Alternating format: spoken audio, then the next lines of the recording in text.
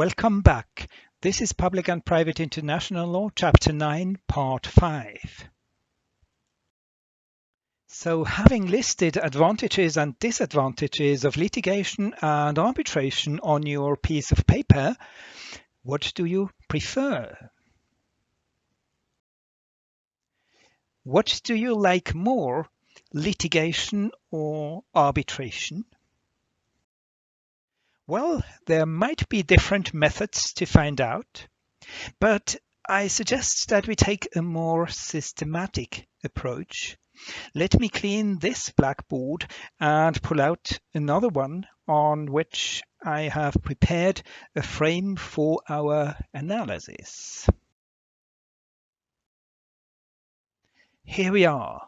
Let's go down the list of criteria on the left-hand side of the blackboard. What about the decision-making body? In litigation, decisions are made by standing courts whose composition is beyond the influence of the parties. You cannot know in advance who exactly is going to sit as a judge to hear your case. In contrast, in arbitration, decisions are made by an arbitral tribunal that is composed by arbitrators chosen by the parties, or at least appointed according to the rules agreed on by the parties, which gives the parties the opportunity to make sure that their arbitrators are experts in the required fields of knowledge. Let's turn to the proceedings. In litigation, the proceedings follow the procedural rules that are defined by state law, usually in a code of civil procedure, which doesn't offer a lot of flexibility. Codes of civil procedure typically leave hardly any room for procedural adjustments by the parties.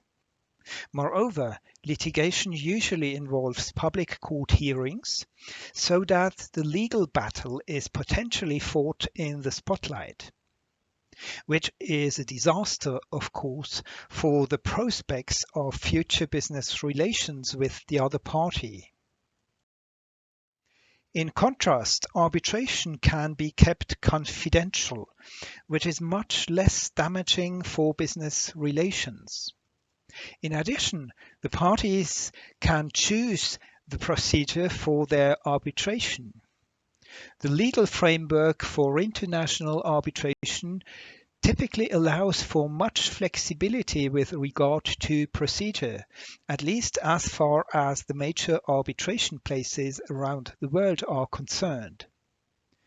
The parties have the opportunity to adapt the procedure to their specific needs. Let's move on to the availability of appeals.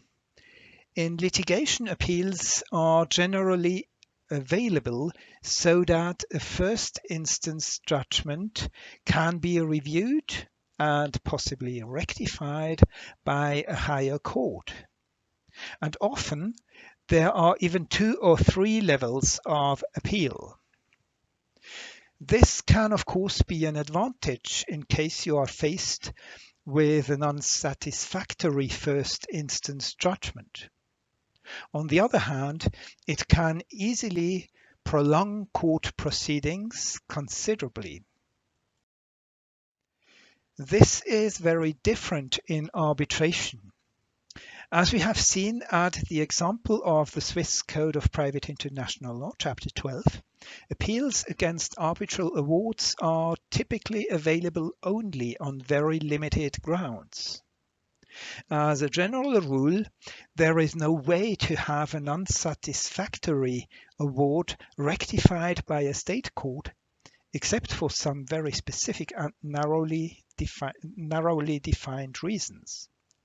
Normally, arbitral awards are final. Arbitration is a one-shot gun.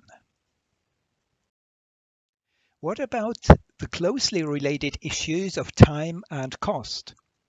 Well, litigation can be long, especially if the parties use up all their appeal options, and this of course will also lead to huge amounts of costs. But depending on where and how you do your litigation, it can also be quite fast. And in this case, the costs can usually be kept in quite reasonable proportions. What is also worth mentioning in that respect is that state courts benefit from public funding. Therefore, court fees are often not exceedingly high. Arbitration, on the other hand, can be faster or slower, depending on the case. If the arbitration agreement is well designed, arbitration can be very efficient, which saves time and money. If, however, the arbitration clause is defective, arbitration can end in disaster and consume lots of time and money. Poorly drafted arbitration clauses, so-called pathological clauses, can easily lead to epic legal battles in arbitral institutions and state courts, with parties fighting over jurisdiction and procedural issues instead of focusing on resolving their real problem, their substantive dispute. A point that is crucial is enforcement. As we have seen 2 weeks ago, enforcing judgments of state courts in other countries can prove difficult or even impossible.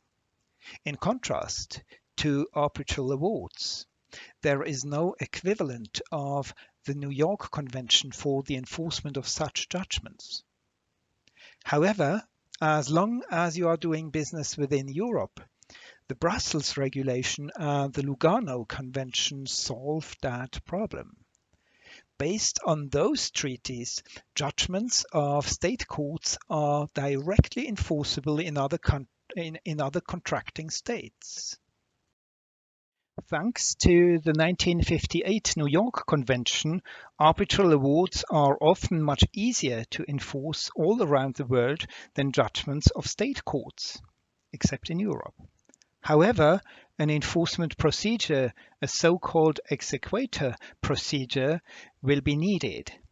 But obviously, enforceability is among the major advantages of arbitration. So as you can see, there is no simple answer to that question.